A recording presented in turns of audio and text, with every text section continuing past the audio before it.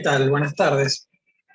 Bueno, muchas gracias una vez más por una invitación del Centro de Graduados para dar uno de los talleres para graduados, justamente, que para mí es un gusto realmente poder formar parte de estas charlas. En realidad yo las considero más bien unas conversaciones entre colegas, y por eso mismo también es tan interesante poder, a diferencia de lo que ocurre con las clases, ¿no? Donde uno debe transmitir cierto conocimiento, en estos talleres estamos entre pares, ¿verdad? Entre colegas, y uno simplemente es invitado a hablar de lo que más sabe o en lo que por lo menos se ha interesado, que en mi caso es el derecho de daños, de las obligaciones, eventualmente internacional privado o procesal. Con lo cual es algo muy lindo y agradezco siempre la invitación y la oportunidad de estar aquí. El tema que nos ha convocado hoy, concretamente, es la cuantificación del daño extrapatrimonial y fiel a ese tema, a esa problemática y también a la idea, digamos, del espacio. Yo concibo un taller, ¿verdad?, como un espacio en el cual utilizar y aprovechar herramientas, ¿no? Concretamente, herramientas para el ejercicio de la profesión, desde cualquier lugar en el que se encuentre el operador jurídico. Supongo que la mayoría de ustedes, por razones estadísticas, ¿no? Y la experiencia me indica que la mayoría de ustedes debe dedicarse al ejercicio de la profesión liberal, pero por supuesto los hay quienes trabajan en relación de dependencia, mismo en estudios jurídicos o en empresas o en entidades públicas. Yo personalmente trabajo en el Poder Judicial, en la Cámara Nacional de Apelaciones en lo Civil, entonces el enfoque que intento darles a las exposiciones y en general cuando me toca intervenir en espacios académicos, tiene que ver sin dudas con esa visión, por un lado, del caso práctico, del caso concreto, del caso real, y por otra parte, del ejercicio, ¿verdad?, de la profesión y de la aplicación de los conceptos normativos, doctrinarios, jurisprudenciales, etcétera, al tema de que se trate en cada caso, ¿no? No, respondiéndole, no, tal vez lo repito para que podamos todos estar disfrutando, digamos, del espacio. Eso, la asistencia, no se preocupen, queda registrado automáticamente, como comentaba Rocío al comienzo.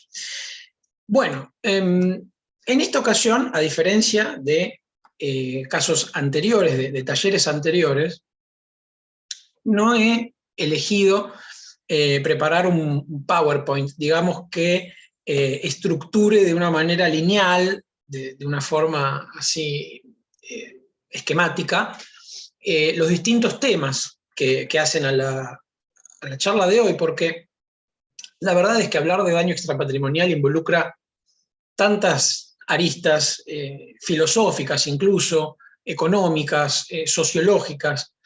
Es bien complejo, y aún en el mundo de lo jurídico tenemos que trabajar con el derecho de fondo, lo que nosotros estudiamos con daño extrapatrimonial cuando nos centramos en obligaciones, en responsabilidad civil, con el derecho procesal, con la concreta pretensión de obtener un resarcimiento en un expediente, en una causa, ¿verdad?, concreta, por el daño moral. Podríamos también discurrir acerca de la terminología, daño extrapatrimonial, daño moral. Yo voy a utilizar ambas, si bien desde un punto de vista estrictamente académico, lo adecuado sería referirse a daño extrapatrimonial, como también está nombrado en el Código Civil y Comercial, y si uno quisiera ser purista en este aspecto, debería referirse a daño extrapatrimonial como en la jerga, como quien dice, de la práctica, se lo conoce también como daño moral, y es bastante difícil tal vez todavía desarraigar el empleo de esa voz les pido que me permitan referirme indistintamente en ambas denominaciones a la figura. Lo importante es que nos quede claro a todos de lo que estamos hablando, en definitiva, ¿no? ¿De qué estamos hablando? Como introducción a estos puntos, yo a modo de esquema me he señalado algunos puntos que no quiero dejar de abordar porque son los que me parece que hacen en mayor medida a la práctica del daño moral en la realidad jurídica y judicial y concretamente en la cuantificación. Pero antes de empezar con esos puntos, me parece importante, por razones metodológicas, simplemente empezar por estar en la misma página. Por supuesto, hay tantas definiciones como autores se han ocupado de ensayarlas. Yo personalmente no soy demasiado afecto a las definiciones. No me parece que en la ciencia jurídica sea posible encorsetar en un conjunto de palabras determinado, fijo, conceptos que son esencialmente variables según las sociedades y según incluso dentro de una misma sociedad con el transcurso del tiempo, ¿no? El concepto de familia, por ejemplo, no tiene nada que ver en la actualidad con el que podíamos tener hace 50 años o 100 años. Pues bueno, lo mismo ocurre con el daño extrapatrimonial. Desde luego que vamos a encontrar muchísimas definiciones posibles, pero de lo que tenemos que hacernos cargo, en definitiva, nuestra materia del taller de hoy consiste en el perjuicio que se deriva de la lesión a intereses extrapatrimoniales. Es decir, cuando deseos, necesidades de la persona humana, en principio vamos a hablar del daño moral de personas físicas, ¿no? El daño moral que puedan experimentar personas jurídicas es otro problema muy complejo que escapa, digamos, al objeto de hoy, pero cuando ese ser humano experimenta un menoscabo, un detrimento en su esfera anímica, espiritual, de tal forma que pasa a vivir su vida cotidiana, su vida de relación, de un modo palpablemente peor, disvalioso, si se lo compara con la situación en la que se encontraba antes del hecho ilícito. Hay, sí, en muchos manuales, especialmente en guías de estudios, manuales, en obras tal vez más superficiales, es habitual encontrar la referencia al daño moral como la lesión a los sentimientos. Me parece una simplificación excesiva, ¿no? El daño moral es hablar más que de esas 4 palabras, lesión a los sentimientos. No es eso simplemente. Se trata verdaderamente de experimentar un perjuicio que no es susceptible de apreciación pecuniaria y que implica para la víctima una manera de vivir su vida, de querer, de estar, de sentirse, de relacionarse con sus pares, de experimentar su personalidad, su subjetividad de una forma disvaliosa, de una forma dañosa, si se la compara con la situación en la que se encontraba antes del hecho ilícito. Claramente es un concepto mucho más rico que decir lesión a los sentimientos, ¿no? Ahora bien, el primer punto que quería puestos en la misma página, insisto, en cuanto a la noción del daño extrapatrimonial, ¿no? Una posible noción, diría la que más predicamento tiene en los tiempos que corren. Existe una paradoja importante, ¿no? Y es que más allá de que esa lesión a intereses extrapatrimoniales, por definición, llámese angustia, molestias, pérdida de tiempo, tristeza, afligimiento, etc., ¿no? En cualquier expresión que se manifieste, no es susceptible, por definición, de apreciación pecuniaria, no lo podemos traducir en un signo monetario como si la falta de cumplimiento de una obligación dineraria, por ejemplo, donde uno la tiene perfectamente cuantificada en un capital y luego la actualizará con la tasa de interés que corresponda. Cuando estamos frente a una lesión espiritual, anímica, cómo ponerle un valor, un número monetario a ese perjuicio. Este es un primer gran problema casi filosófico, diría, en el cual nos encontramos, y que no deja de proyectar sus efectos en la concreta práctica de la abogacía y en los concretos reclamos del daño extrapatrimonial. Concretamente, lo que quiero decir es, ¿cuánto sale vivir el resto de la vida con una cicatriz visible en el rostro, por ejemplo, y la menor autoestima que eso le representa normalmente a una persona? ¿Cuánto dinero reconocer como indemnización del daño moral a una madre o a un padre que ha perdido a su hijo en un siniestro vial, por ejemplo? ¿Cuánto dinero sale, cuánto dinero representa la confianza frustrada de un paciente que ha sido víctima de una mala praxis médica?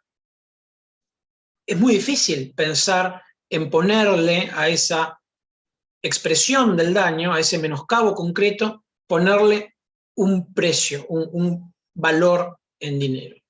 Y sin embargo, es lo que se reclama en las acciones de daños y perjuicios, porque es imposible devolverle la salud a quien la ha perdido de manera irreversible, es imposible devolverle la vida a quien ha fallecido, es imposible desandar el camino cuando esos perjuicios no impactan en el patrimonio, en la patrimonialidad del interés, y cuando, en definitiva, afectan derechos que no son susceptibles de ser borrados.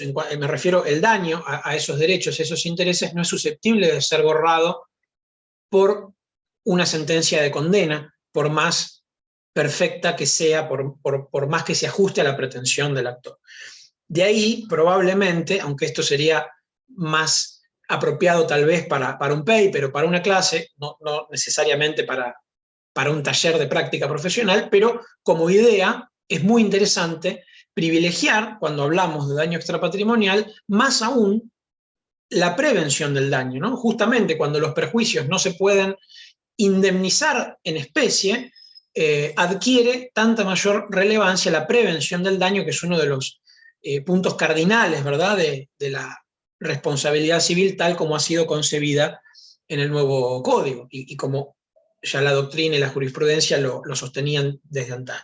Pero, en fin, lo cierto es que en la abrumadora mayoría de los casos se va a intentar cuantificar el daño extrapatrimonial, insisto, en un capital, en una suma de dinero, a sabiendas de que esa reparación no se dirige a borrar un daño mensurable en dinero. Es una paradoja importantísima y siempre va a implicar para el intérprete, tanto para los litigantes como para el juez que resuelve, un mayor esfuerzo, ¿sí?, a la hora de dotar de razonabilidad, de sensatez y de prudencia a la cuantificación del daño extrapatrimonial, por la sola razón de que partimos de la base de que no se puede medir en dinero.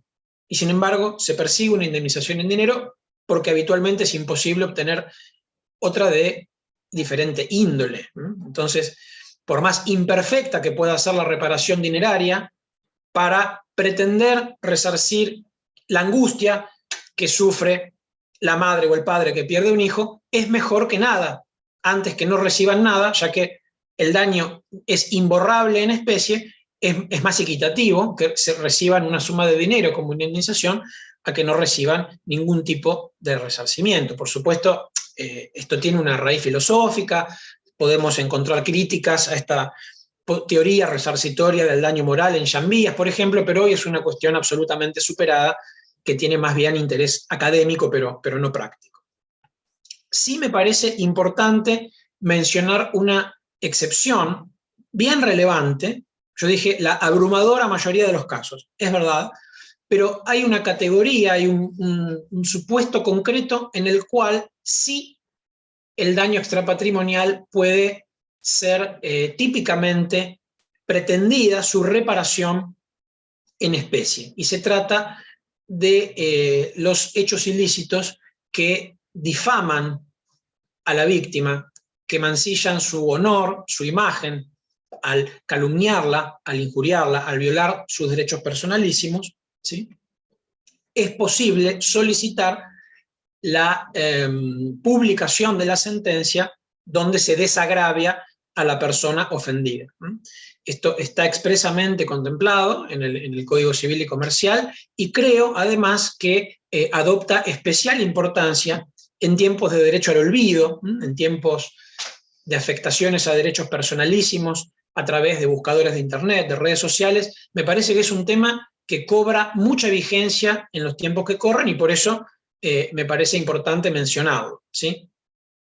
Acá sí tendríamos una situación excepcional donde se persigue la reparación del perjuicio extrapatrimonial causado por la misma naturaleza o la misma especie en que se causó, así como una publicación, por ejemplo, en un periódico pueda ser injuriante, pues bien, que la misma publicación, mejor dicho, que una nueva publicación en el mismo medio de la sentencia a la que se arribe en el proceso, desagravie o desinjurie, si se quiere, aunque sabemos que lamentablemente nunca se produce este efecto de manera plena, pero tratar de acercarse lo más posible a borrar el daño en la misma moneda, en la misma especie que se lo causó. Por fuera de este ejemplo, caemos en esa paradoja de cuantificar el daño extrapatrimonial con dinero, aun cuando el interés lesionado no es susceptible de apreciación pecuniaria. Bueno, de ahí la idea del taller. ¿Con qué parámetros manejarnos a la hora de justamente ponerle un quantum, ponerle un número a la reparación del daño extrapatrimonial? Bueno, de ahí surge diferentes aspectos a los que yo me quería referir hoy y que me parece que pueden ser útiles para afrontar esta problemática, ¿no? Hasta ahora hemos simplemente presentado la problemática. He aquí algunas ideas y algunos pensamientos. En primer lugar, me parece muy relevante que podamos reflexionar acerca de la conexión que existe entre la cuantificación. No sé si me escucha bien. Puedo intentar mejorar el audio tal vez con un auricular que tenga a su vez un micrófono como este, por ejemplo. A ver. ¿Sí? ¿Se escucha bien? Ah, bueno, tal vez sea entonces un problema de la colega en la recepción del audio. Bueno, me quedo tranquilo. Cualquier inconveniente técnico, gracias, me avisan, así me ocupo. Igual voy a procurar hablar lo más fuerte posible. Decía, entonces, una primera cuestión muy importante me parece el vínculo que existe entre la prueba del daño extrapatrimonial, tanto para su procedencia como para su cuantificación. Parece que son dos cuestiones que vienen muy vinculadas, por supuesto, desde el plano procesal, ¿no es cierto? Habrá también que analizar las reglas de la carga de la prueba y de las presunciones de prueba, no solamente en el derecho de fondo, sino también en el derecho procesal que rija en cada jurisdicción, ¿verdad? Aquí me parece importante separar y precisar algunas categorías de supuestos.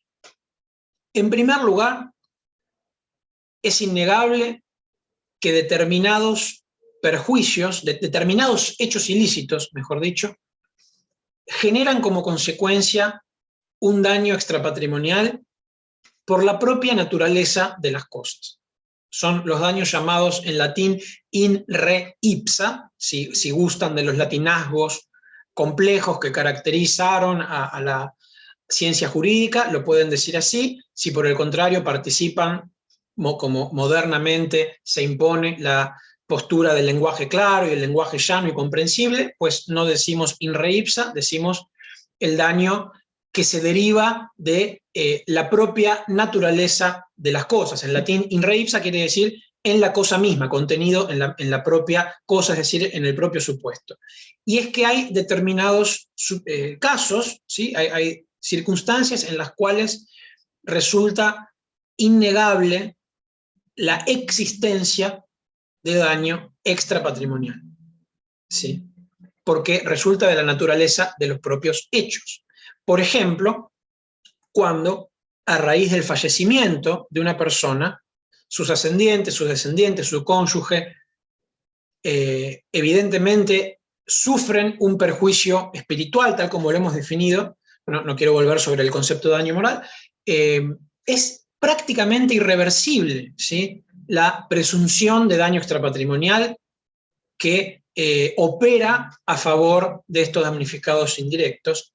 Y desde mi punto de vista, como empleado judicial que trabaja con expedientes, con actores, demandados y letrados y letradas de carne y hueso, les aconsejo con humildad que en casos de esta gravedad, personas que han fallecido respecto de sus familiares y parientes más cercanos, personas que han sufrido una incapacidad psicofísica severa, que evidentemente hace también nacer una presunción casi irreversible de daño extrapatrimonial. Es obvio que cualquier persona vive el resto de su vida muchísimo peor desde el punto de vista anímico, mucho más angustiado, mucho más menguado y limitado en sus posibilidades como sujeto humano, ¿sí?, cuando ha sido atropellado por un colectivo, por ejemplo, y debe transcurrir el resto de su vida sin poder mover las extremidades. Entonces, cuando un abogado o abogada de la profesión,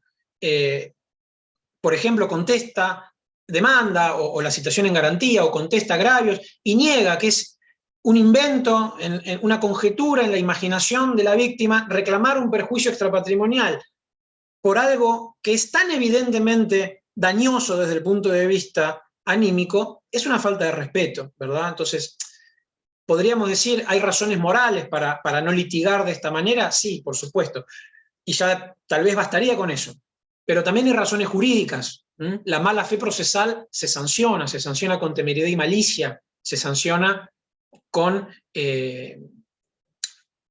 sanciones, perdón la redundancia, que pueden ser impuestas por el Tribunal de Ética del Colegio de Abogados, ¿sí? Entonces, como consejo, como herramienta para este taller del ejercicio profesional, en mi humilde opinión, cuando se trata con casos graves, me refiero, insisto, la vida, la salud, ¿sí?, los derechos personalísimos, la dignidad, casos de violencia de género, casos donde aparecen vulnerados los intereses de consumidores, ¿sí?, intereses colectivos, medio ambiente, cuidado, ¿sí?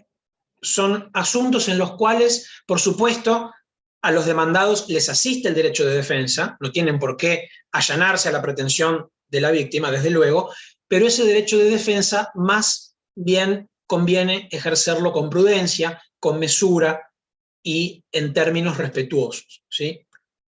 Es lo adecuado desde el punto de vista de la buena fe procesal y también por cómo se litiga con la contraparte y con el tribunal. Por más vehemencia que uno pueda poner en el litigio de un caso, tiene que seguir ejerciendo la profesión con sus contrapartes, con sus colegas, y en el mismo tribunal seguramente más adelante caiga otra causa. Además de que está mal desde un punto de vista moral, es inconveniente ser conocido como un abogado o una abogada que le falta el respeto a su contraparte ejerciendo el derecho de defensa de manera abusiva. Con lo cual, bueno, eso no quería dejar de mencionar.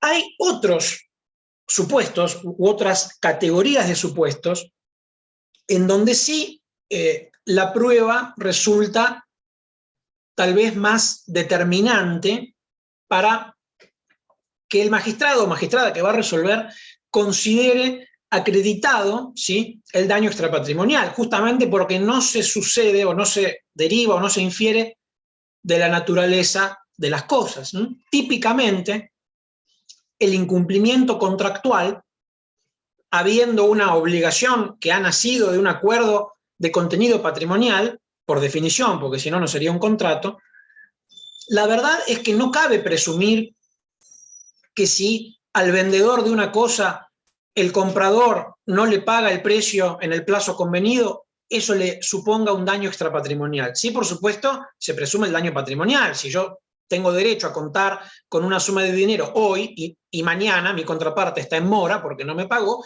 evidentemente sufro un daño patrimonial por el cual podré pedir intereses moratorios desde ya. Pero si yo además, ¿sí?, he de reclamar la lesión a intereses extrapatrimoniales que me genera el incumplimiento contractual típicamente patrimonial, ahí sí la prueba va a ser mucho más importante para que el juez, antes de cuantificar, admita la partida. ¿Bien?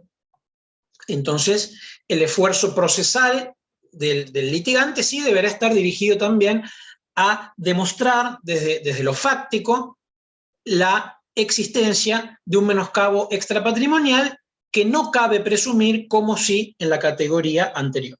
Y luego, finalmente, también nos va a servir la prueba para justamente la cuantificación, la extensión del daño extrapatrimonial. Por supuesto, no se trata de traer al expediente numerosos testigos que acrediten que vieron cómo corrían las lágrimas por el rostro de la víctima y en función de esa tristeza la indemnización va a ser mayor. Por supuesto, esto sería banalizar totalmente la cuestión, pero sí es verdad que, insisto, particularmente en los supuestos en los que el daño extrapatrimonial no se configura de manera prácticamente indiscutible, la prueba es muy importante tanto para la procedencia como para la cuantificación del perjuicio.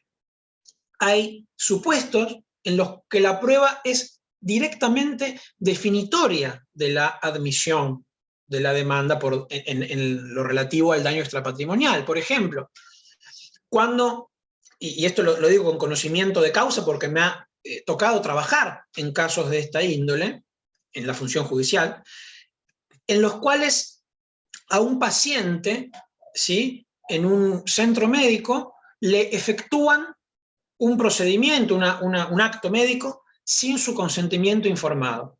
Entonces, el interés lesionado consiste en, obviamente, la posibilidad de esa persona de decidir acerca de si quería o no seguir ese procedimiento, aun cuando no le causó una incapacidad psicofísica. Se trataba de una cuestión estética, pero que fue llevada a cabo sin el consentimiento del paciente. Entonces, ¿qué se reclama aquí? ¿Daño patrimonial? Bueno, no hay. La verdad es que no hubo ni que erogar, ni daño emergente, ni hubo lucro cesante, ni pérdida de chance de nada, ¿sí?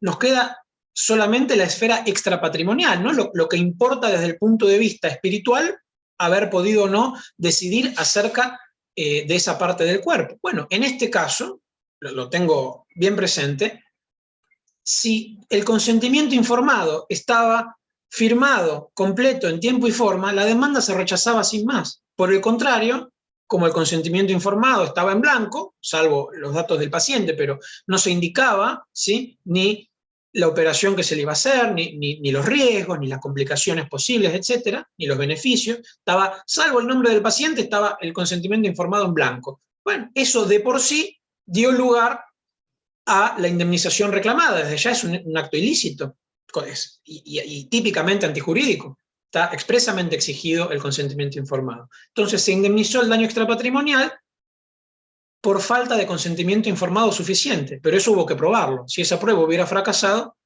el reclamo se caía completamente. ¿Ven? Entonces, dependiendo del caso, este es un caso muy claro en cuanto a la importancia de probar determinado hecho, determinada plataforma fáctica para que la pretensión proceda. En otros supuestos, pues lo contrario, probado el hecho ilícito, sin más, el daño moral será indemnizable, como decíamos, por la propia naturaleza de las cosas. Bien, bueno, yo voy avanzando así, porque el tiempo es tirano, si no, siempre pasa que uno abre después para preguntas, son interesantísimas, y vamos entre un tema y el otro, pero luego me quedo sin la posibilidad de abordar los temas que por lo menos quería mencionar. Así que sigo explayándome un poco más y luego conversamos, preguntas, respuestas, aportes, etc. Otra cuestión que es clave y se presenta muchísimo en la práctica consiste en la superposición del daño extrapatrimonial con otros rubros. Por ejemplo, el daño estético, por ejemplo, el daño a la vida de relación. Por ejemplo, puede haber situaciones en las que el daño, además de afectar el hecho ilícito, además de afectar intereses extrapatrimoniales en general, afecta determinados proyectos de vida en particular. Por ejemplo, también me ha tocado trabajar en un caso en el que la deficiente, tardía y pésima atención recibida por una mujer en una institución dedicada a la salud, concretamente del sector de ginecología, de guardia, provocó esa desatención por la cual debió ser al día siguiente internada y operada de urgencia, provocó la pérdida de sus 2 ovarios y de una de las 2 trompas de falopio, con lo cual una mujer en edad fértil perdió su proyecto de vida, posible proyecto de vida, de ser madre, al menos biológicamente, ¿no? De proyectarse en un hijo o en una hija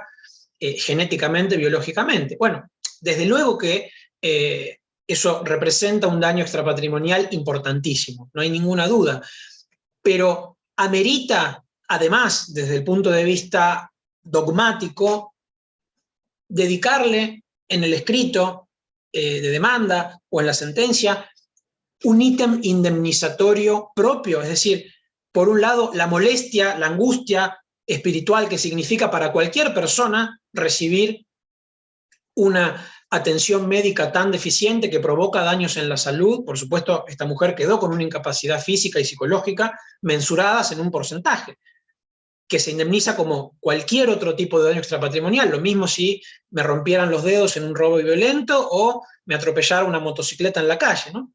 Pero aparte de ese daño moral general, ¿tiene cabida un daño moral específico por la frustración del proyecto de vida o de familia?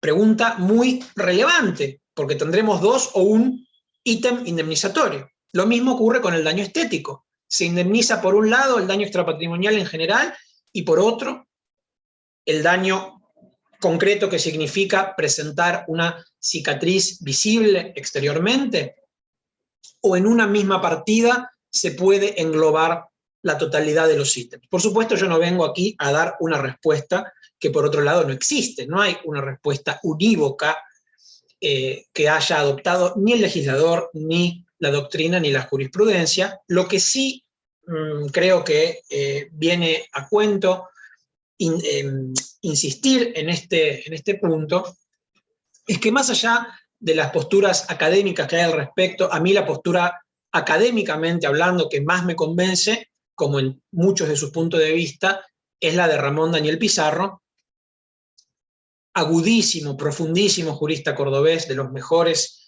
sin duda, de su generación, y que todavía tenemos el privilegio de poder escuchar porque está vivo y sigue dando clases y enseñando a través de sus exposiciones y de sus libros.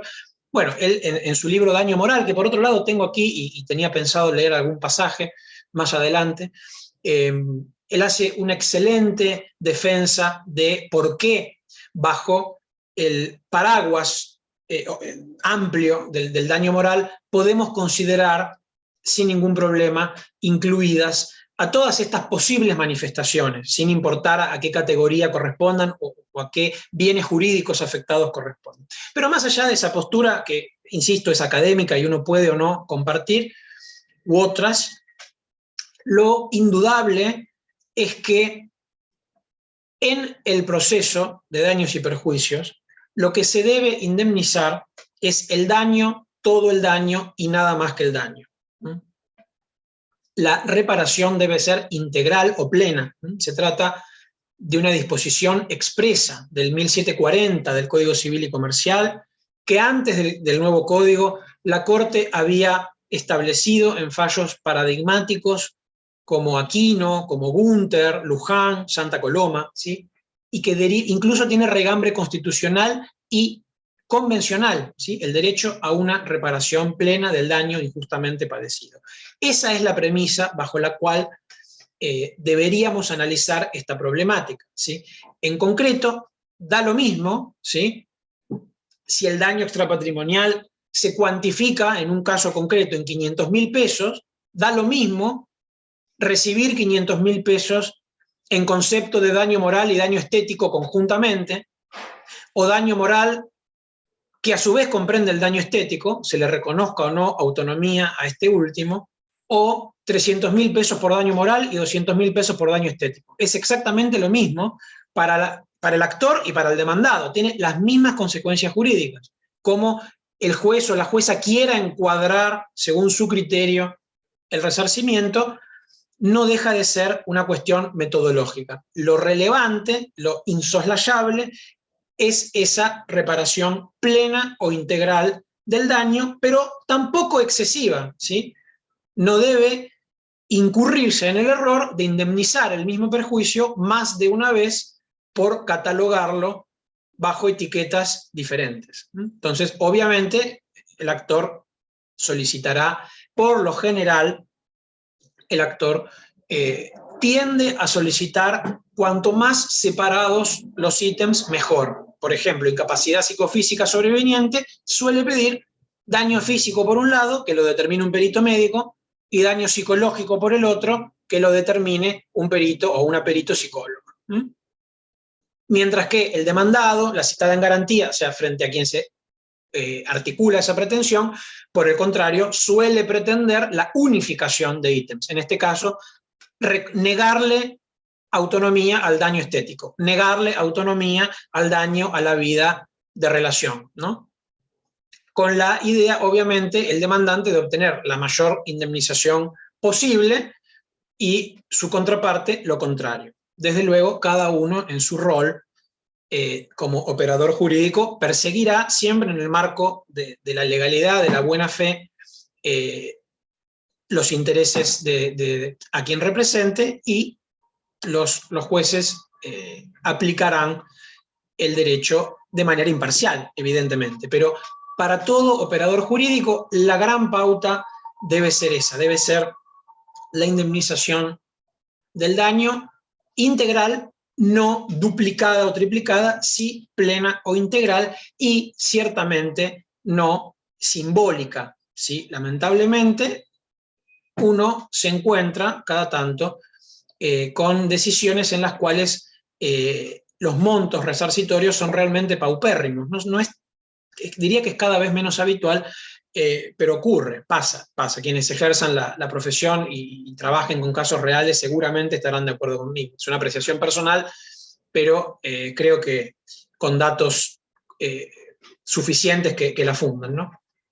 Con lo cual, también es un buen argumento, tal vez para criticar, diría en una expresión de agravios, ¿no? En un memorial, para criticar, una vez que se ha concedido por daño extrapatrimonial una suma irrisoria, probablemente un buen argumento para los letrados de la parte actora sería criticar o cuestionar que una reparación meramente simbólica, especialmente en el marco de la realidad económica que caracteriza a nuestro país, no importa cuándo escuches esto, sin dudas es un factor muy útil para quien se queja o se agravia por la determinación de un monto indemnizatorio sumamente reducido. Creo que es otra herramienta útil también y por eso la menciono. Para ir cerrando, tengo la idea de y media más o menos por ahí abrir a conversación, para ir cerrando. Quiero también referirme a diferentes matices que puede adoptar la reparación del daño extrapatrimonial en diversas categorías, en diversos supuestos, ¿no? La idea más arraigada en la actualidad, lo sabemos quienes nos hemos dedicado a esta carrera, hay muchas teorías para prácticamente todo, generalmente más de 2. Pero la que mayor arraigo tiene en la actualidad, sin dudas, es aquella que al momento de cuantificar el daño extrapatrimonial atiende a la gravedad objetiva del menoscabo, ¿sí? Lo que concretamente, según pautas razonables, sensatas para cualquier persona media, digamos, de inteligencia media y de parámetros razonables, significaría el detrimento causado por el hecho ilícito en cada caso concreto. Y es aquí donde me parece importante mencionar diferentes circunstancias. En primer lugar, ¿sí? Hay determinados intereses, determinados derechos y bienes jurídicos y ciertas categorías de casos en los cuales la índole del derecho lesionado no solamente a la hora de evaluar la procedencia de la indemnización por daño moral tiene como lo hemos visto, ¿no? En los daños extrapatrimoniales in re ipsa es muy difícil discutir la procedencia del daño extrapatrimonial. Bueno, pues en esos mismos casos, ¿sí?, también suele ser mayor la cuantificación. Es muy probable, ¿sí?, que además de que el daño moral sea admitido en un supuesto en donde el hecho ilícito provoca el fallecimiento o provoca una incapacidad psicofísica permanente importante, además de que es muy probable que el magistrado va a reconocer daño extrapatrimonial en ese caso, es igualmente muy probable que la cuantificación sea mayor, ¿sí?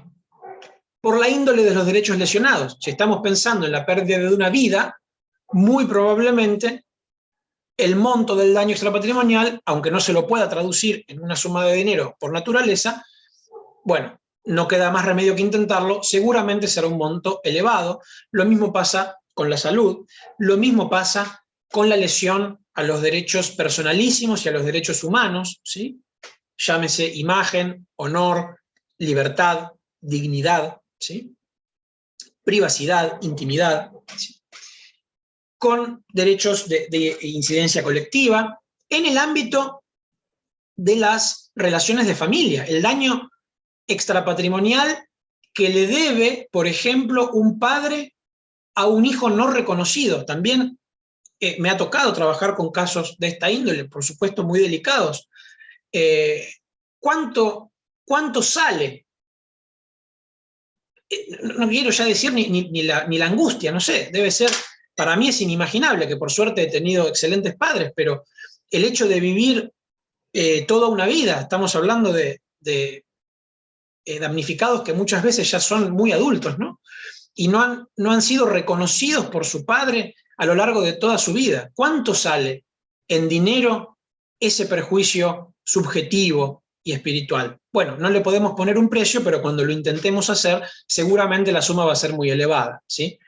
En el derecho de familia en general, insisto, la falta de reconocimiento de hijos, los supuestos de violencia doméstica y de violencia de género en general, aunque no sea necesariamente doméstica, ¿sí?, son supuestos en los cuales la cuantificación del daño extrapatrimonial suele ser más bien elevada. Por contraposición, aquellos casos en los que el daño extrapatrimonial se deriva, si es que se puede presumir o si es que se prueba, de la lesión a derechos o bienes jurídicos típicamente patrimoniales, por ejemplo, un incumplimiento contractual, probablemente, ¿sí?, aun cuando se admita, que hay que lograr que se admita, no es tan sencillo, seguramente la cuantificación será mucho menor.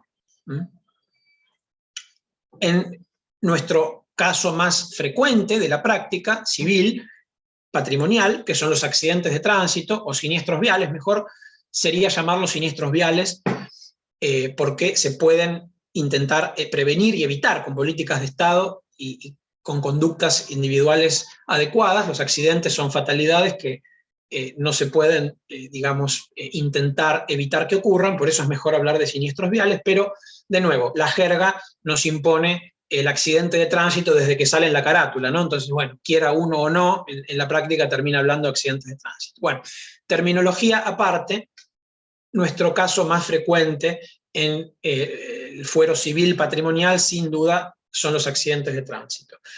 Si en el siniestro vial la víctima pierde la vida o la salud, como hemos visto, desde luego, el daño extrapatrimonial será procedente y seguramente será bastante cuantioso.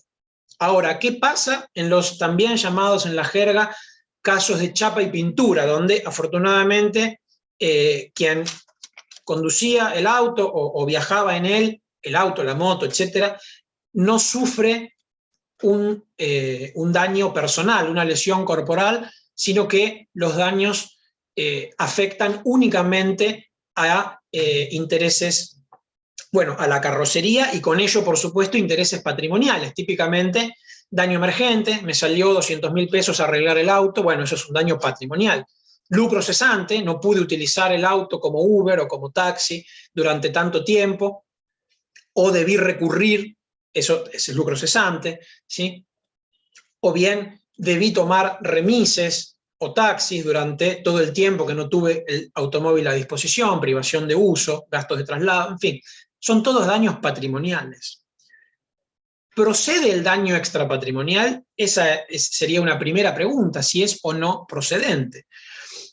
Por supuesto, el demandado, la aseguradora dirán no, de ninguna manera. Si la víctima no sufrió ningún tipo de lesión, esto se arregla con dinero. Dígame, ¿cuánto le salieron las molestias? Como mucho le debo eso, pero de ninguna manera reconocer un daño extrapatrimonial. Esta postura, que yo no comparto, está mayoritariamente superada en la actualidad. Porque cualquier persona, si bien es verdad, y acá también no digo que se aleje de la buena fe procesal, pero la verdad tampoco es demasiado convincente, la postura del actor y sus letrados que frente a un choque que no causa lesiones corporales, hace parecer la nueva realidad de la víctima como si fuera la peor tragedia imaginable. Y bueno, no, la peor tragedia imaginable justamente se da en los casos más graves. Entonces, tampoco vamos a pedir 50 millones de pesos por las molestias que implicó llevar el auto al mecánico, tampoco hay que exagerarlo, pero me parece casi indudable en la actualidad que el daño extrapatrimonial también procede en estos casos. Por supuesto, la cuantificación, y aquí el tema de nuestro taller, será mucho menor, ¿sí? No podemos traducir en una suma de dinero tan elevada como en los casos que acabamos de mencionar en la categoría anterior, a un caso de chapa y pintura. Y la pregunta que recibo siempre es, bueno, ¿y cuánto pido entonces? Bueno, no hay un catálogo, un tarifario o un valor objetivo para reclamar daño extrapatrimonial. Lo que sí, si yo fuera, y podría hacerlo, de hecho, hoy por hoy soy parte actora en un expediente, litigando en causa propia, en realidad representado por mi padre, que tiene la matrícula desbloqueada y bueno, me hace el favor de firmar, entonces me ahorra el trámite de levantar la incompatibilidad para litigar en causa propia. Pero bueno, los escritos los hago yo y en fin, es como que lo llevamos juntos el proceso. Con lo cual no es un hipotético, es una realidad. Soy damnificado en un caso concreto donde estoy litigando. Pero bueno, nada grave, por suerte. Entraría en las categorías que mencionamos en segundo lugar. Pero bueno, ¿cuánto pedir? ¿Cuánto pedir cuando uno es la persona afectada o en su caso tal vez representa a la víctima? En lo personal, yo no pediría en ningún caso, hoy por hoy, como por más chapa y pintura, por más incumplimiento contractual nimio que pueda representar el hecho ilícito, yo hoy no pediría en ningún caso menos de 100.000 pesos. La verdad es que me parece que en función de la realidad económica y del valor real que tiene la moneda, me parece que para empezar a hablar, digo, podrían ser 50, 80, 100 mil pesos. ¿Por qué digo 100 mil en vez de 50? También podríamos decir 50 mil pesos es bastante dinero, sí, sin duda, pero hay, y acá esto me trae a otro punto que quería mencionar, que se proyecta en el plano procesal, que tiene que ver con el principio de congruencia. Ocurre que los juicios duran normalmente muchos años, la mayoría de los juicios dura bastantes años, como todos sabemos, y al transcurrir esos años, el valor nominal del peso va perdiendo poder adquisitivo. Y aun cuando se procure aplicar tasas de interés moratorio, tasas activas o incluso mayores todavía a la tasa activa, no he hecho un estudio pormenorizado de la cuestión, por ende no quiero tampoco opinar a boca de jarro, pero las víctimas suelen sentir que conforme pasa el tiempo, el negocio lo hace el deudor en la obligación de indemnizar, no el acreedor. Por más que se apliquen intereses, insisto, desde la fecha del ilícito a la tasa activa, o al doble de la tasa activa desde el 1 de agosto del 2015 o desde el incumplimiento de la sentencia de condena, lo cierto es que uno ve tal vez demandas de hace muchos años y los montos nominalmente hablando son muy reducidos. Entonces, nuevamente, si yo tuviera que dar un consejo para las víctimas, digamos, y sus abogados sería, o si yo fuera víctima, digamos, o abogado de parte actora, es preferible pecar por exceso que por defecto. Y especialmente en materia de daño extrapatrimonial. Porque es verdad que es una práctica muy generalizada y muy recomendable también, incluir esa fórmula que adopta diferentes redacciones, pero que la mayoría se parece a algo así como reclamar una suma, ¿no?, determinada en el objeto de la demanda y o lo que en más o en menos surja de las pruebas a producirse en el transcurso del proceso y o lo que la elevada ilustración de VS o VE, ¿no?, como se dice formalmente. Yo no pongo así, yo pongo señor juez, señor barra A, juez barra A. Me parece un trato más que respetuoso para un magistrado. No me parece que haya que tacharlo de señoría en el siglo XXI, pero bueno, eso va en el estilo de cada uno, ¿no? Pero las fórmulas se parecen más o menos a eso. Buena pregunta, lo de plus petición, ahora lo menciono. Con esa fórmula uno parecería que se ataja frente a posibles advenimientos en el signo monetario que le permitan al magistrado fijar un monto mayor al reclamado en la demanda, aun cuando se fijen a su vez intereses. Fantástico. El problema es que cuando se trata del daño patrimonial, que es objeto de prueba directa, vendrá un contador a decirme cuánta plata me dejó de entrar, vendrá un médico a decir cuál es el porcentaje de incapacidad física, vendrá un arquitecto o un ingeniero a mi casa a decir cuánto sale pintar las paredes manchadas de humedades, reparar las cañerías, etcétera, etcétera. Eso, diríamos, yo ignorando lo que el día de mañana podrá ponderar un profesional, yo pido un número determinado, aun cuando pueda ser mayor. En cambio, el daño extrapatrimonial, parecería que el interés es la medida de la acción casi insoslayablemente, ¿no? ¿Quién mejor que la propia víctima para reclamar el perjuicio extrapatrimonial que sufrió? No va a venir un perito en sentimientos, en la forma de vivir la vida, a decir cuánto más en realidad sufrí el perjuicio en relación a lo que concretamente pedí.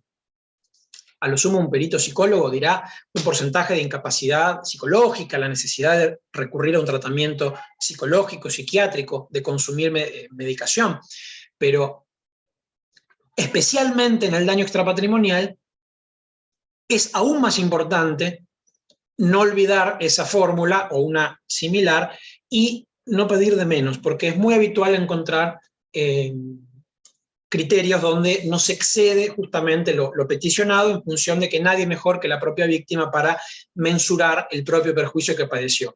¿Hay riesgo de pluspetición? Sí, pero debería ser un reclamo groseramente exagerado para que camine, digamos, para que proceda ese planteo. Yo, hasta el momento, he trabajado entre 400 y 500 sentencias de Cámara, revisando a su vez sentencias de primera instancia.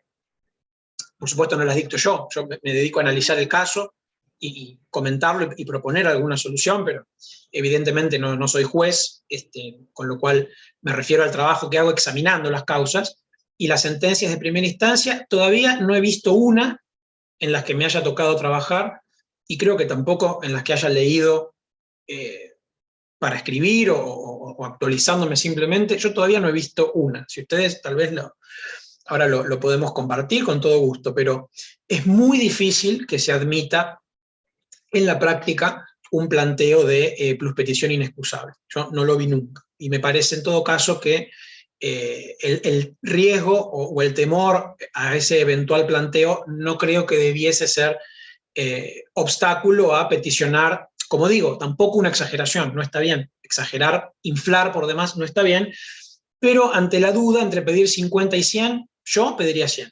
Eso es lo que quiero transmitir. Bueno, para cerrar, simplemente, así como menciono, lo suelo mencionar en general en los seminarios, en los talleres. Quien me escucha varias veces porque me sigue y va escuchándome en distintas charlas dirá qué reiterativo este Brodsky, ¿no? Dice siempre lo mismo. No, algunas cosas las reitero, sí, en cada ocasión porque me parecen importantes, nada más, y porque obviamente yo supongo que el público se renueva, ¿no? Que me escuchan siempre los mismos colegas. Pero bueno, en este punto sí soy muy insistente en cada ocasión en la que me toca dar alguno de estos, participar en alguno de estos espacios o talleres, tiene que ver con los intereses, ¿no? Porque la tasa de interés que se aplique y a partir de cuándo, frecuentemente terminan definiendo la cuantificación del daño patrimonial y extrapatrimonial, ambos. Más aún que el propio capital. Uno puede tener cristalizado en un capital nominal la indemnización, pero si el hecho ilícito y la mora comienzan en 2010, por ejemplo, muy probablemente los 12 años, no, muy probablemente no, matemáticamente es así, los 12 años de intereses se van a comer al capital, es decir, van a multiplicar por 2, por 3, por 4 o más al capital. Entonces, es esencial que para la parte actora en el escrito de demanda estén pedidos los intereses expresamente, y luego para quien dicta la sentencia tiene que poner especial cuidado en fijarse qué tasa de interés aplica y desde cuándo. O sea, a la cuestión, o sea, son dos aspectos, ¿no? El interés corre a partir de cierto momento y a cierta tasa anual. Son fundamentalmente los aspectos que hay que analizar en materia de intereses. En daño extrapatrimonial, que es causado por un hecho ilícito habitualmente extracontractual, podría también ser un daño moral contractual, menos frecuentemente, pero también ocurre y es perfectamente admisible. ¿Desde cuándo comienzan a correr los intereses? Desde la mora, ¿no? Desde el hecho ilícito que produce el daño, se genera la mora desde su misma producción, desde el mismo acaecimiento del hecho ilícito dañoso, se produce la mora. A partir de entonces corren intereses moratorios. ¿A qué tasa? Bueno, por lo general, la parte actora va a reclamar una tasa activa de interés, ¿no? La tasa activa del Banco Nación, del 25%, 30% anual. La parte a quien se le pretende hacer abonar la indemnización, el demandado, la citada en garantía, un citado como tercero, normalmente pretenderá una tasa pura del 4, del 6, del 8% anual, o cuanto más, como máximo, una tasa pasiva, ¿no? Que obviamente es menor que la tasa activa. Y lo importante aquí, como digo siempre, da lo mismo el mecanismo por el cual uno arribe al valor actualizado. Al final no hay que perder de vista que estamos hablando de obligaciones de valor, ¿no? Donde se les pone un número en pesos, pero lo que indemnizan es un perjuicio que se mantiene incólume como tal a lo largo del tiempo, por mucho que transcurran los años y fluctúe el poder adquisitivo. Entonces, ya sea, o sea, esa indemnización integral que se debe perseguir, da lo mismo el mecanismo por el cual se arribe a ella, pero normalmente se aplicará si estamos en presencia de valores actualizados, o sea, si la sentencia contiene indemnizaciones a valores vigentes al momento de dictarse la sentencia, normalmente desde el hecho ilícito hasta la sentencia se aplica una tasa pura de interés, justamente porque se supone que el monto está actualizado a valores vigentes en el presente, en el tiempo presente.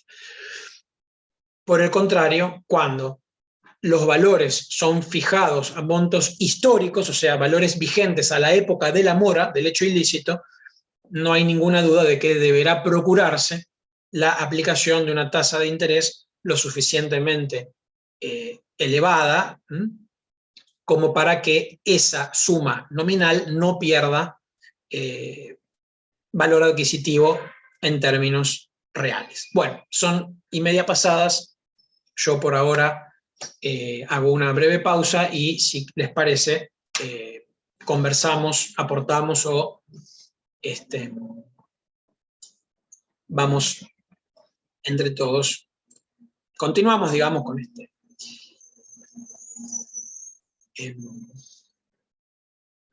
Hay un montón de preguntas en el chat, no sé bien si yo aclaro, bueno, alguien si quiere, no sé, tal vez Rocío lo pueda moderar, si alguien quiere levantar la mano así, bueno, por Zoom o con cámara. Y les van abriendo el audio, etcétera. Es siempre dinámico participar de esa manera.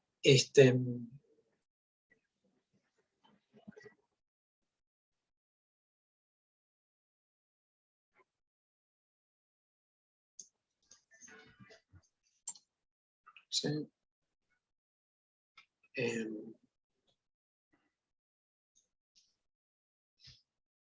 Doctor, ¿cómo va? ¿Qué tal? ¿Cómo andás, Guido? Bien, todo bien. Estoy reemplazando un segundito a Rocío. No sé si, Sí. bueno, como bien decía Jonathan, si hay alguien que quiera hacer una pregunta a mano alzada, le permitimos el micrófono. Si no, sí, hay un par por el chat. Sí, puedo tomar si no alguna del chat, a ver. Bueno, en realidad, no, a ver, no es que pida 100.000 en qué me baso. Siempre el basamento, le contesto a Florencia, ¿no? Que es interesante lo que plantea. Es mi sensación, no hay un fundamento normativo, no hay un artículo que diga como mínimo el daño moral procede por 100.000 pesos. ¿Estamos de acuerdo en que no? Lo que digo es que a mí, por más insignificante que sea un reclamo que vaya a promover, hablo desde un lugar de eventual víctima de un hecho ilícito, me parece que la molestia, insisto, por más nimia que sea una molestia, un contratiempo, me parece que es un monto mínimamente interesante como para reclamarlo, ¿verdad?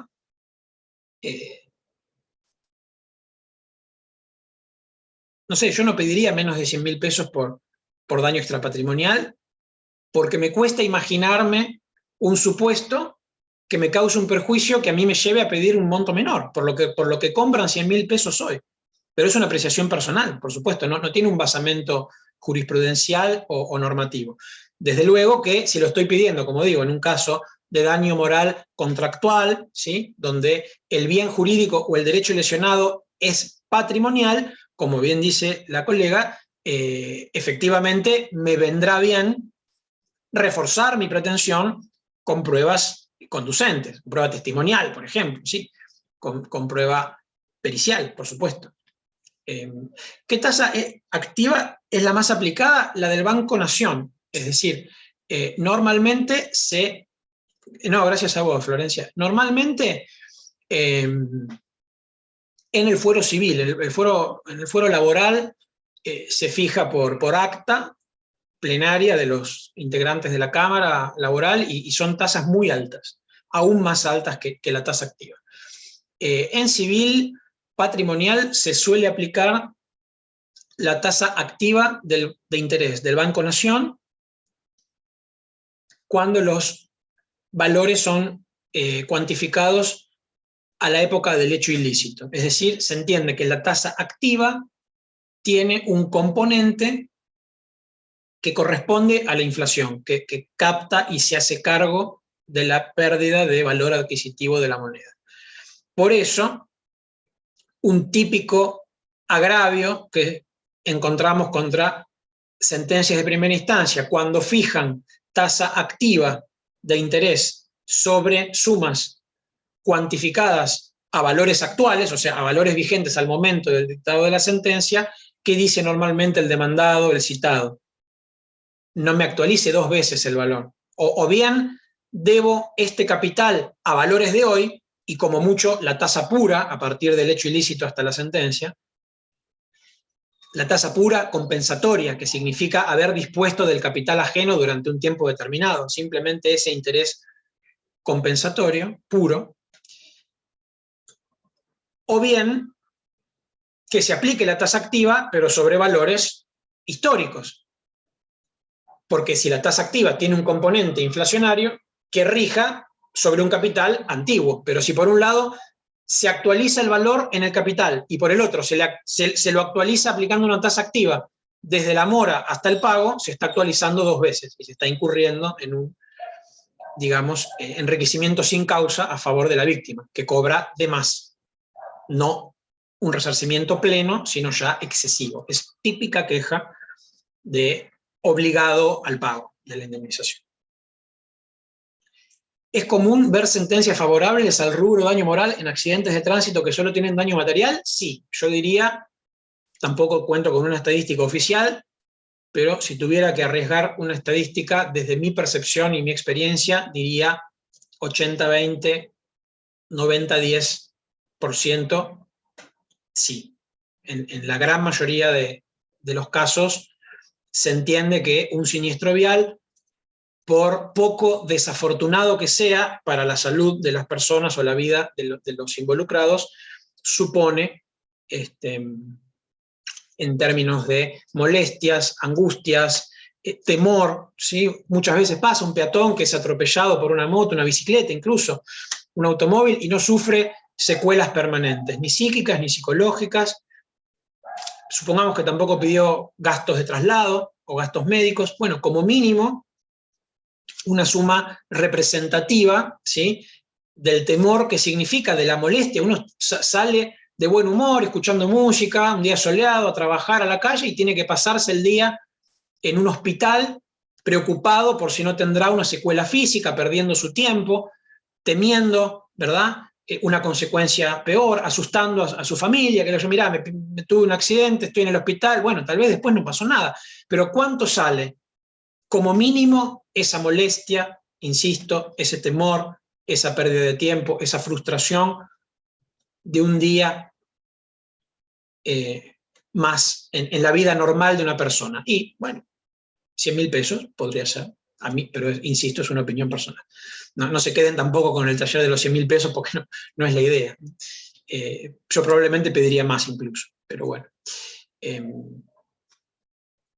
Una persona atropellada por un vehículo que termina con tratamiento psiquiátrico, bueno, económicamente ese daño tiene el valor del tratamiento psiquiátrico. El daño patrimonial sí es más fácil de probar y de cuantificar, porque seguramente el perito o la perito psiquiatra que haya examinado a la víctima dirá, aconsejo un tratamiento de 1 año de duración con una frecuencia semanal y un costo por sesión de 1.000 pesos, por ejemplo, o 2.000 pesos. Entonces, ¿cuánto sale ese daño? Bueno, 52 semanas que tiene el año por 2.000 pesos, 104.000 pesos. Es más fácil de cuantificar, pero porque es daño patrimonial.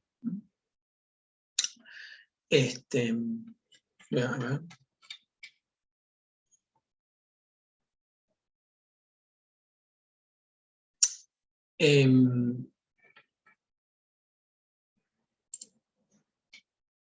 estoy reactivando el audio a Claudia. Ah, sí. Hola, buenas tardes. ¿Qué tal? Hola. Gracias, Jonathan. Gracias a todos por permitirme participar. Voy a hacer una consulta que no quiero que se rían, no es una broma. Yo soy abogada Nobel, me recibí hace 3 años y me pasó una cosa graciosa en parte, porque estaba comiendo una aceituna descarozada, marca Nucet, y había un pedacito de carozo y se me partió la muela.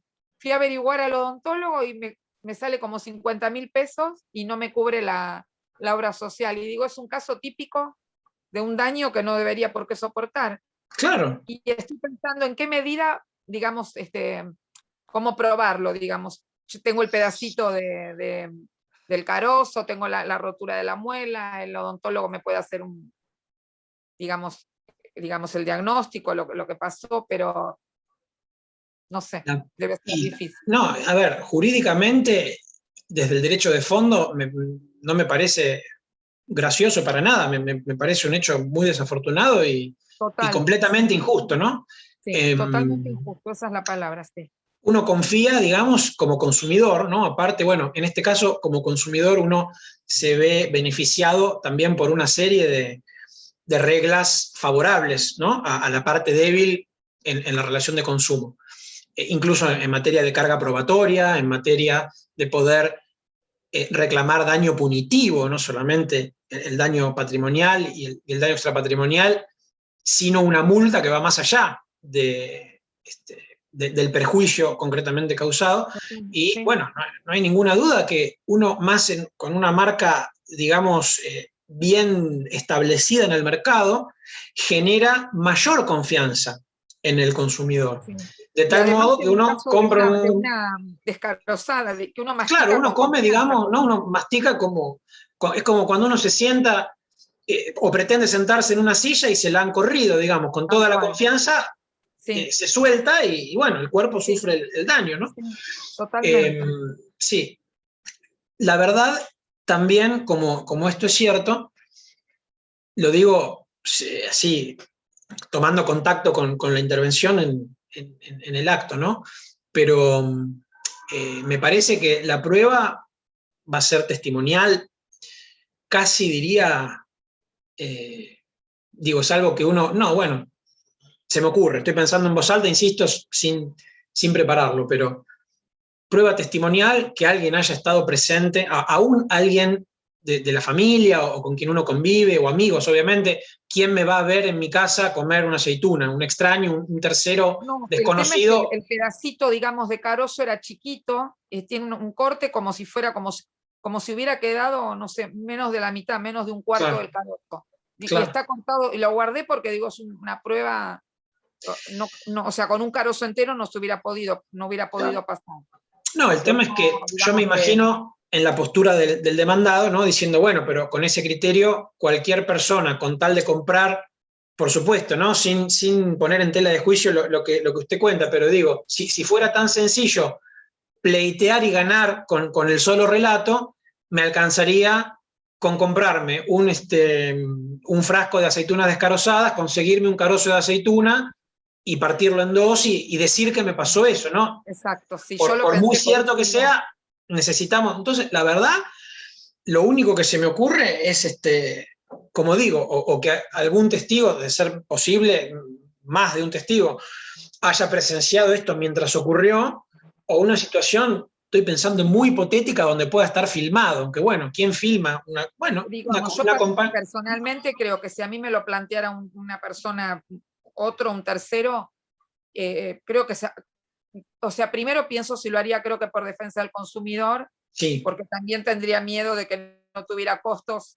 que a lo mejor eso sin duda termine perdiendo pero digamos, que me pida el juez una pericia donde vean ese pedacito y cómo fue la rotura, que realmente como que se pueda periciar que la rotura vino por eso. Sí, el tema es que aun cuando la rotura hubiera venido, aun cuando hubiera provenido de ese hecho, hay que ubicar la aceituna con carozo en el frasco de aceitunas descarozadas. Yo me podría haber sacado un diente con la aceituna de una pizza y después pretender cobrarle la indemnización. Está bien, ¿quién hace esto, no? Bueno, hay quien lo hace, hay caranchos, hay juicios inventados. Por eso, quiero decir... Yo por eso digo antes por eso digo, digamos, previne o avisé que soy Nobel, o sea que realmente me lo planteé, digo, es un absoluto caso injusto. ¿Por qué me tengo que perjudicar? Digamos, porque además lo tengo que pagar particular, no me lo cubre la obra social. Entonces, digo, es un caso tremendo, porque no sé, habría que plantearlo como vos decís, así con... Ahí va a depender de la prueba, va a depender de la prueba sin duda, más allá de que bueno, obviamente al consumidor lo amparan, como bien decís, también el beneficio de justicia gratuita, reforzado con el plenario Jambo, ¿no? De la Cámara Comercial reciente también. Ahí, perdón, pero como justo se refiere a este tema también, Valeria, bueno, yo también sufro acúfeno, la verdad que es un tormento. Te acompaño en la frustración de tener acúfenos, es muy molesto. Así que conozco el caso. Desde ya, digamos, si hay una mala praxis médica, es un hecho generador de responsabilidad civil, ¿no? Sin duda, clásico. Con lo cual, ¿qué te puedo, digamos? No queda más remedio que si querrás hacer un reclamo, prepararlo. Aunque bueno, lo dicho, cuando se trata de la salud, a mí por mucho, yo pagaría lo que no tengo por dejar de tener acúfeno, pero bueno, no se puede cambiar dinero por salud, con lo cual, ahí. Creo que Héctor había levantado la mano. Sí, antes me había pedido Luis, así que a Luis estoy dando el audio. Vos listo, no, perdón, si lo manejás vos, yo me olvido, perdón. Sí, tranquilo, no pasa nada. Dale. Luis, te estoy reactivando el audio, ahora sí. Sí, buenas tardes para Jonathan. Hola, ¿qué tal? ¿Qué tal? Desde Perú, ¿no? Luis, se escucha un poco bajo, me parece. Sí, ¿me escuchas? ¿Me escucha? A ver. Sí. Sí, buenas tardes. Buenas tardes. Buenas tardes desde Perú. Un saludo para Jonathan y felicitaciones. Se escucha muy bajo, Jonathan, ¿vos lo escuchás? Yo creo que lo escucho, sí, acerco el oído al parlante. Sí. ¿Me escucha? Sí, ahí va mejor. Sí, bueno, ante todo un saludo desde Perú y felicitaciones. Tengo dos preguntas muy concretas para no alargarme mucho. Sí. En cuanto al tema del daño, en concreto para el daño extrapatrimonial que estamos viendo, tenemos también lo que es el daño en la vía laboral y en la vía penal, ¿no? En mi experiencia profesional he notado de que no se aprecian bien estos daños en esas vías por los jueces laborales o de trabajo y penales, y yo siempre prefiero cuando ocurre un hecho de una negligencia, por ejemplo, ir en la vía penal para, obviamente, buscar el tema de la sanción, que lo busca el Ministerio Público, ¿no? Pero y contemplar todo el daño en la vía civil, como corresponde en lo laboral también, a pesar de que estas vías procesales lo incluyen ahí en la vía laboral también indemnización. ¿Cuál sería la opinión al respecto? Eso sería una primera pregunta. Por experiencia propia, yo fui también justamente despedido de un ministerio donde yo laboraba como abogado y hice la demanda en la vía civil y obtuve el lucro cesante, obtuve una serie de daño extrapatrimonial también, porque con mi reposición demostré que se había vulnerado un derecho fundamental. Entonces, eso es una primera pregunta. Y una segunda pregunta es, digamos, acá, bueno, hay colegas que en lo que es daño extrapatrimonial, aparte del dinero, también solicitan cosas, no sé si esto es propio en la doctrina o qué, por ejemplo, que le paguen a la persona para resarcirlo moralmente, un viaje con un curso becado fuera del país, que se lo desagrave públicamente con digamos, con un discurso de alguna autoridad, de algún ministro, qué sé yo, ¿no? Cosas así que ya no son dinerarias, pero que resarcen, pues, de alguna manera, este daño. Entonces quisiera la opinión de Jonathan y bueno, un saludo. Gracias. Bueno, muchas gracias y bueno, qué alegría también que podamos compartir estas experiencias y estas ideas con colegas internacionales desde el punto de vista, me refiero de la Argentina donde vivo y donde trabajo, así que encantado. y gracias también por la apreciación y por la pregunta. En mi experiencia, respecto de la vía penal, está permitido, está habilitada la posibilidad de que si el hecho ilícito generador de responsabilidad civil también genera responsabilidad penal por tratarse de un delito del derecho criminal, está prevista la vía para que la víctima pueda reclamar el resarcimiento en sede penal, evitando así, en virtud de las reglas de la prejudicialidad, que el juez civil deba aguardar, en principio, ¿no?, el dictado de la sentencia penal para luego pronunciarse. Está permitido, si no recuerdo mal, en el artículo 29 del Código Penal. Pero la mayoría de los especialistas coincide en no aconsejar o en desaconsejar el sometimiento de cuestiones indemnizatorias a los jueces en lo penal. Por una razón concreta, digamos, vinculada por un lado a que no es lo que habitualmente se especializan, digamos, los jueces en lo penal normalmente se dedican a dictar sentencias que imponen o no una pena, ¿verdad? No a regular indemnizaciones por daños y perjuicios, y además los grandes paradigmas, ¿no?, son diversos. En realidad, en derecho penal, una garantía constitucional y convencional básica tiene que ver con el estado de inocencia y con la necesidad de, en caso de duda, interpretar la norma a favor del imputado, ¿verdad? En cambio, en el derecho de daños contemporáneo, el favor debilis, ¿no?, la puesta de la víctima que ha sufrido un daño injusto como epicentro del sistema, conduce ante la duda, por ejemplo, acerca de si se ha configurado o no la culpa del dañador, conduce a la solución contraria, es decir, conduciría a una posible condena más que una posible absolución, como en sede penal, ¿no?, o sobreseimiento en sede penal.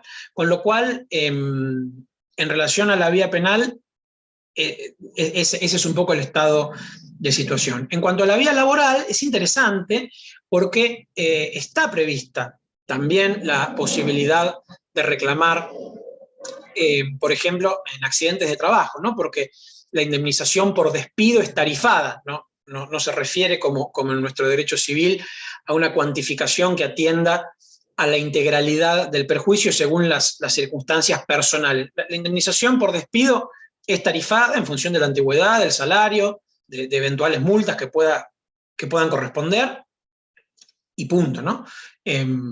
Está tabulada. Lo mismo por el punto de incapacidad en una incapacidad laborativa, ¿sí? Entonces, es verdad que es más expeditivo reclamar por la vía especial del derecho laboral, pero normalmente, sin perjuicio de que la víctima pueda percibir determinada indemnización por esa vía, normalmente en el fuero civil reclama por la parte restante del daño que no ha percibido, por ejemplo, el daño extrapatrimonial. Hubo una legislación que prohibía recurrir a ambas vías. Es decir, se obligaba al trabajador a optar por una de ellas, es decir, la vía rápida pero menguada del derecho laboral, o proceso especial, o la vía larga pero eventualmente apuntada a un resarcimiento integral del derecho civil. Esto, afortunadamente, esta norma fue declarada inconstitucional por la Corte Suprema en los fallos Aquino y Gorosito, muy conocidos como leading cases argentinos, con lo cual en la actualidad no cabe ninguna duda acerca de que se puede perfectamente reclamar por la vía especial del derecho laboral lo que se puede obtener por ese medio, y luego el resto en el derecho, digamos, lo que corresponde en derecho en la vía civil. Por supuesto, el demandado o la aseguradora despiertos dirán, normalmente dirán que se rechace la demanda en su totalidad, Pero en subsidio, para el caso de admitirse la demanda, no se olvide el juez o la jueza de restarle lo que la víctima ya percibió en sede laboral, porque si no se estaría reparando 2 veces el mismo daño. Y eso sí es perfectamente posible y de hecho ocurre, y es coherente también con un requisito del daño resarcible, que es que debe ser subsistente. Si yo de una indemnización, digamos, de 3 millones de pesos, ya cobré 500.000, solo subsiste el daño por los 2.500.000 restantes. No puedo pretender cobrar los 3 millones completos de cero si ya he cobrado una parte, ¿no? Es coherente. Y por último, en cuanto a lo que mencionaba del viaje fuera del país, también en realidad no es una indemnización aparte, porque lo que se procura reparar son satisfacciones sustitutivas o compensatorias. Entonces, si el hecho ilícito produce estas consecuencias negativas a nivel extrapatrimonial, lo que se busca es que precisamente con la indemnización la víctima pueda de algún modo gozar o disfrutar algún otro bien, de alguna otra manera. Por ejemplo, haciendo un viaje al exterior, sí, o por ejemplo, no preocupándose por pagar el alquiler donde uno vive, ¿sí? O tener un departamento donde vivir. Es muy habitual cuando uno conversa con abogados o con juezas, ¿sí? En los casos más graves de hechos ilícitos, donde, por ejemplo, vamos a suponer una mala praxis médica, donde el recién nacido sufre un perjuicio gravísimo, irreversible, por el cual va a transcurrir toda su vida con una lesión corporal gravísima. Muchas veces el abogado que reclama pide, bueno, ¿cuánto sale un departamento? Por lo menos que esta persona que lamentablemente va a transcurrir el resto de su vida con esta incapacidad, que por lo menos tenga un departamento en el cual vivir. Entonces hace un reclamo, ¿sí? Por daño extrapatrimonial en función de cuánto sale un departamento, para obtener esa satisfacción sustitutiva. Por supuesto que sería ideal, y por eso la importancia de prevenir el daño, que esa persona pudiera vivir su vida normalmente, sin haber sufrido ningún perjuicio. Pero ya que no tiene esa posibilidad, por lo menos que no tenga que preocuparse por llegar a fin de mes para pagar la vivienda. Esa es la lógica, ¿no? Pero forma parte de la misma reparación del daño extrapatrimonial. Profe, ya estaríamos en tiempo. Estamos en tiempo. Con lo Quería cual, comentar que tema asistencia no hace falta, no tienen que confirmar la asistencia. Recuerden que en ninguna actividad nuestra tienen que confirmar la asistencia por el chat. La descargamos de Zoom. Bueno, le doy la mano a Héctor. Héctor, te pido que hagas la pregunta muy breve, porque no sé si vamos a llegar con las 2 manos levantadas que hay.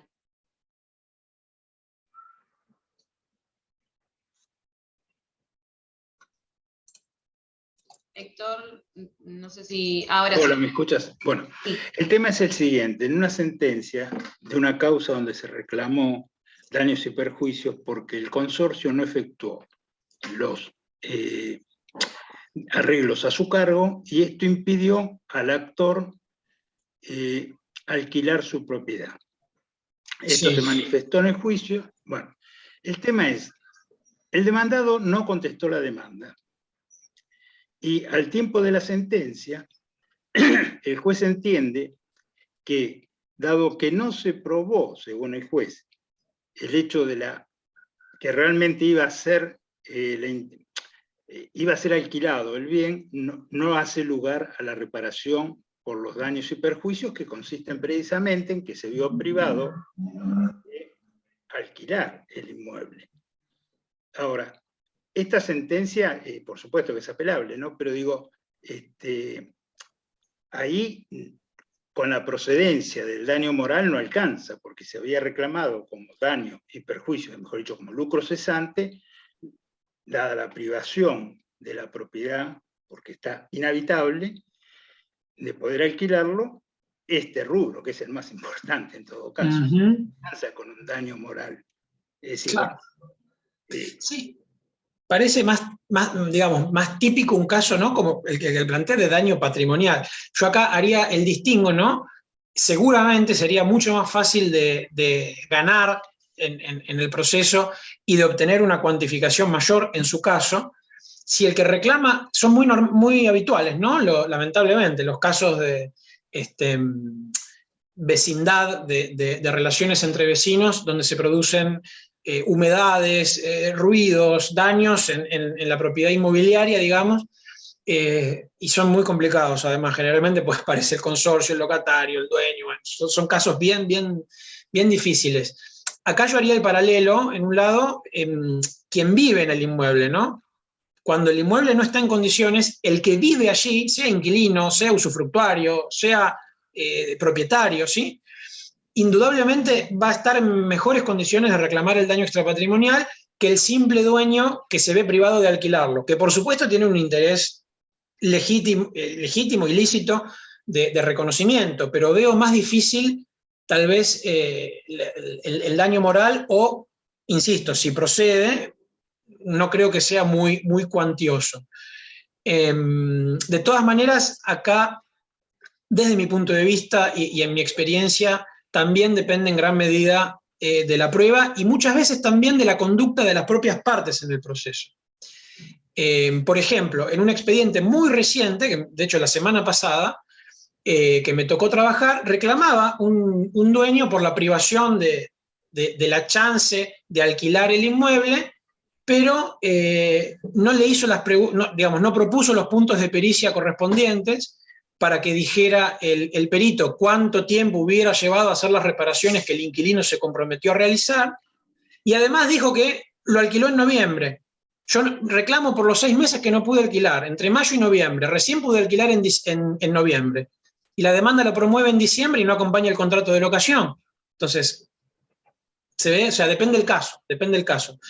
No lo descartaría de plano, pero, como digo, cuando el derecho o el bien jurídico es típicamente patrimonial, mayor esfuerzo hay que hacer para probar la procedencia y además la cuantía del daño extrapatrimonial. Creo que después los pormenores dependen del caso en particular, claro. Así es. Bueno, muchas gracias. No, por favor, yo ahí lo último antes de terminar, les he dejado, lo repito aquí, Instagram, mi mail y mi Instagram profesional, por supuesto, el que es público y profesional.